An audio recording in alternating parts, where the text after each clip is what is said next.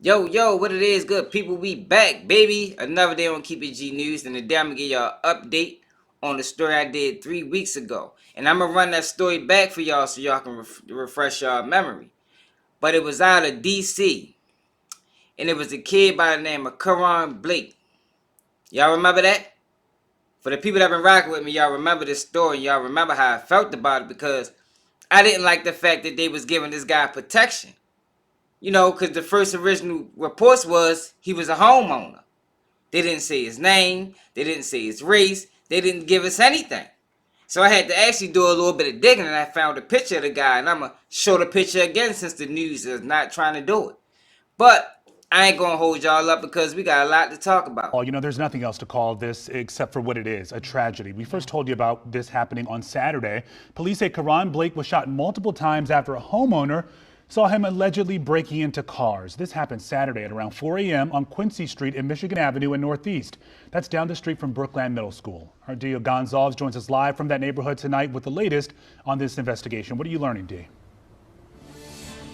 You know, friends and family members, community members as well came by this block, and they didn't want to go on camera, but they did share with us that Karon Blake was loved and his life mattered. You can see that they left some flowers here in memory of that 13-year-old boy who lost his life Saturday morning here on this very block, the 1000 block of Quincy Street Northeast. Now, police say Blake was not armed, but the man who pulled the trigger lives in this very block. They say he's a registered gun owner, and he was performing CPR on the boy, we're told, when police arrived.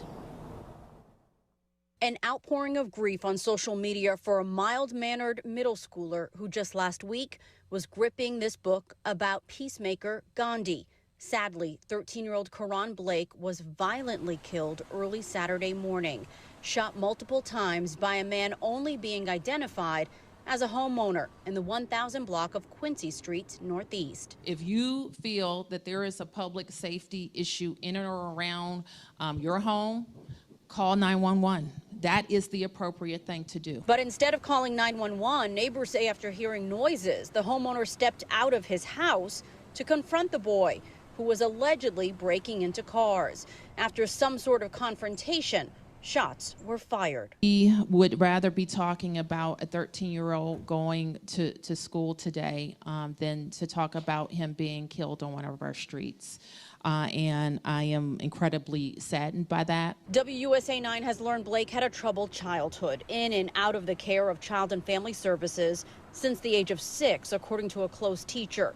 In August 2021, D.C. police issued this missing persons flyer when then 11-year-old Blake disappeared from his Brookland neighborhood. There are many, many kids, however, who are vulnerable, who are at risk, and who have already demonstrated that they will use guns and that they will commit crime.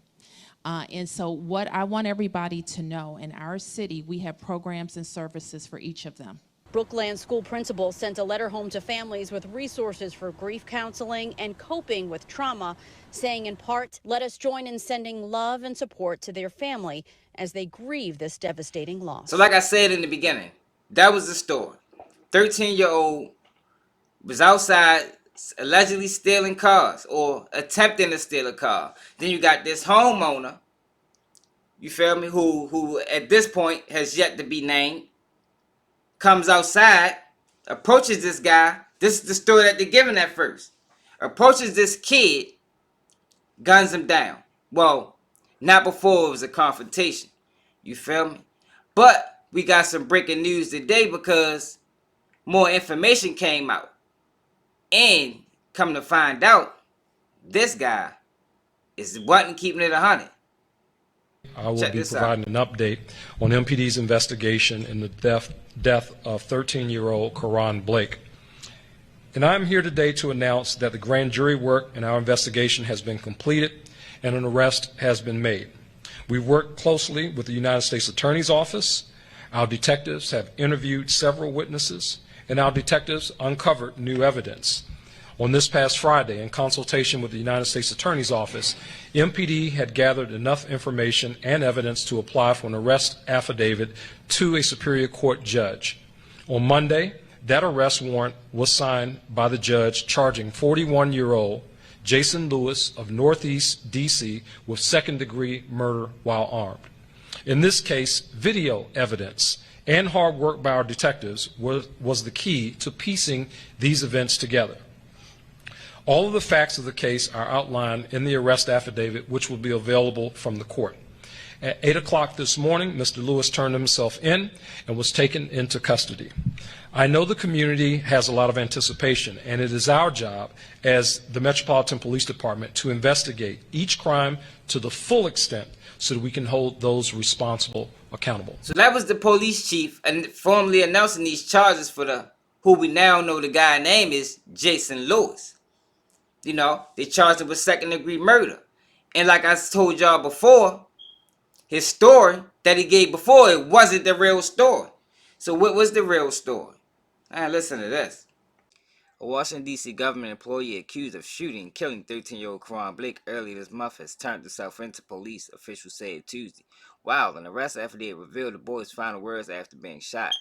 Jason Lewis, 41, was charged with second-degree murder while armed after investigation and presentation of the case to the grand jury. Metropolitan Police Department Chief Robert J. Conti said in the briefing.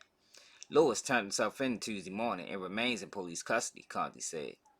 According to an initial news release from the Metropolitan Police Department, officers responded to a report of a shooting just before 4 a.m. on Saturday, January 7th. There, they found Blake, who was alive but suffering from apparent gunshot wounds. Lewis said at the time that he heard noises and observed someone that appeared to be tampering with vehicles.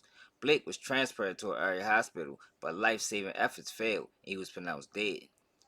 On Tuesday, Conti said that video evidence had been used to clarify the situation and bring charges against Lewis.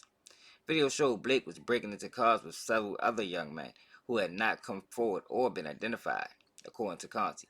The group was in a stolen car, Conti said, which was being used as a getaway vehicle. Lewis, who had legally owned his firearm and had a concealed carry permit, retrieved his handgun and went outside, Conti said. The initial shots were fired while Blake was near the stolen getaway vehicle and not an immediate threat. When the first shot was fired, the getaway vehicle reversed and crashed in the alley. The first shot missed Blake, but caused him to run at Lewis. Lewis fired again, striking Blake. CBS affiliate WUSA reported neighbors heard 4 or 5 shots total. According to an arrest affidavit, Lewis spoke to officers at the scene of the shooting and said that he had been standing in the entryway to his courtyard when Blake ran at his house. Conti said there was no conversation between Lewis and Blake before the shots was fired. The video also captured Blake's last words. I'm a kid. I'm a kid. Blake can also be heard yelling, I'm sorry, multiple times, followed by, please don't, no, multiple times, according to the affidavit. You know, and probably everyone in the scene knows, the loss of life, especially a child. That's something that just really pierces my soul, to be honest with you, Conti said. When asked to react to Blake's final words, here we have a kid who's dead, who shouldn't be. I would hope that anybody with a half a heart would, that would impact you in some way, shape, or fashion. Conti said he could not confirm if a video will be released. Lewis' concealed carry permit has been revoked. So come to find out, there wasn't no confrontation. I'm talking about at all. This man came outside gung-ho, and I got pictures. He came outside like a cowboy, wild, wild west, shooting. Shoot first, no questions asked. You know what I mean? And by this point, we come to find out that Karon Blake was actually getting in the car, which means he posed no threat to him. Posed no threat. But I told y'all in the beginning of this video, they're giving him protection. Why are they giving him protection? No, so we know he's a government employee, but what branch of the government is he? Come to find out, he worked with Parks and Recreation. How ironic is that? You got this guy working for Park and Recreation, and he go out here and harm this child, even though he was allegedly stealing cars. Well, it's not alleged at this point because they say they got evidence. They saying it on video. He was attempting to steal a car, but when Mr. Lewis came outside, he was leaving. So Mr. Lewis decides to shoot. He decides to shoot at this kid 2-3 times. The kid homeboys, his friends, they scared to death. More than likely, they was juveniles as well. They pulls off on the kid. The kid runs. Unbeknownst to him, he running right into Jason Lewis. So that's the story that Jason Lewis was sticking with. He came running at me. No, he was trying to run away from you. He just happened to be running to you, but he didn't pose no threat. Then, once he shoot him twice, the 13-year-old boy is screaming, I'm a kid. I'm a kid. No, don't do this. And they still protecting this man. That's why I'm going to show his picture every chance I get. You know? Because at this point, he don't got a bail. More than likely, he probably is going to get one, judging off the protection that they already given him. They only arrested him, it sound like, even though they're trying to spin it like they did a real investigation. But the real reason they arrested him is because of the community. The community was in an uproar because his story didn't sound right. So come to find out, he was lying the whole time. The whole time. And I said in my previous video, this is what he wanted to do. I thought it was a confrontation then. But the facts still the facts. He came out shooting. He didn't shoot to scare. He didn't shoot to scare. He shot to kill. This is sad, man. And I just wanted to give y'all an update on this story because, like I said, this story broke my heart when I first read it. You know? Because a lot of these children are misguided, yo.